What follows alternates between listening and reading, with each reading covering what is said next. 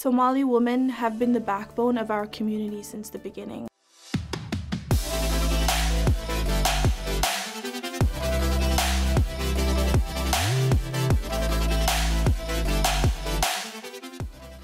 It is women like Hodan Nalaye, Ilhan, who has fought for her community and urged Somali people within the diaspora and back in Somalia to think about positive change within our community and within our country. iyada oo dunida dacaladeeda tusaysay taariikhda aanay ka garanaynin Soomaalida oo aan ahayn inta xumaatada ah ee dhanka wanaag. Hodan Nalaye waxay ahayd hoggaan ku dayasho mudan oo dhalinyarada qurba joogta oo dhan iyo kuwa qorax joogta aba dhammaantood ay ku daydaan bay ahayd oo hoggaan u ah oo had iyo jeer tusaale hormooda ayay dhalinyaro oo dhan u ahayd. Hodan waxay ahayd qof aan la heli karin adduunka awal waxa loo yiri qofkii fiican ma waaro marka Hodan waxay ahayd wallahi icon qof lagu daysaday ahayd qof walaale ahayd qof jiri ayay ahayd.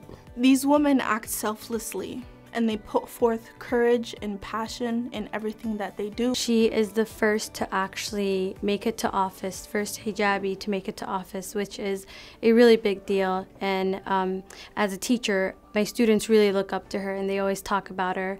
So I know that she's making an impact more than just politics. She's making an impact to all the Somali youth, that they can also make it there, they can achieve anything.